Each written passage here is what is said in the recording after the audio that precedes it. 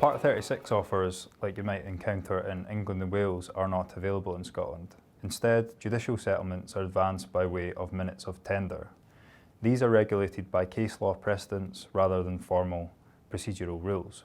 Like Part 36 offers in England and Wales, to be effective, a tender must contain a settlement offer and an unqualified offer of expenses to the date of the tender. The treatment of tenders made by defenders is straightforward. If the court's award in the case is higher than the tender, then expenses are awarded as normal, i.e. the tender has no effect. If the court's award is lower than the tender, then expenses are only awarded as normal until the date of the tender, after which the pursuer cannot recover their expenses, and not only that, they must pay the defender's expenses during that period. So there is then, in effect, a double whammy for the pursuer who fails to beat the tender. The rationale here is that the pursuer should have accepted the tender as a reasonable settlement and therefore bears the expenses burden for the continuation of the action. Unlike in England and Wales, there is no 21-day period for acceptance and a tender can be withdrawn at any time.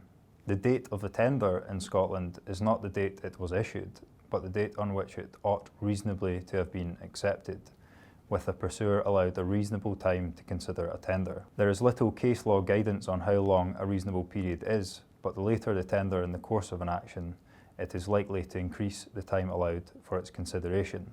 In Scotland, following a recent change to the rules, it is also possible for the pursuer to make a formal settlement offer known as a pursuer's offer.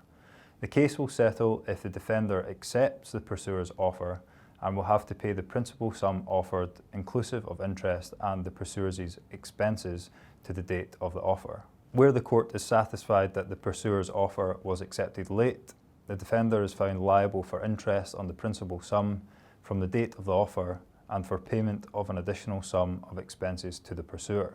That additional payment is a 50% uplift on the pursuer's expenses for the period following the date of the offer. The rules also provide for the defender to be found liable for payment of the same additional 50% uplift in expenses to the pursuer where an offer is not accepted and where any court award is the same or better than the level of the pursuer's offer.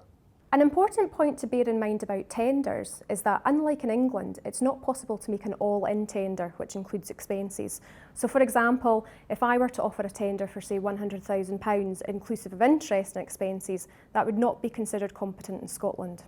To be competent, the tender has to be for a principal sum plus an agreement to pay the judicial expenses which are ultimately awarded by the accountant of court through a process known as taxation.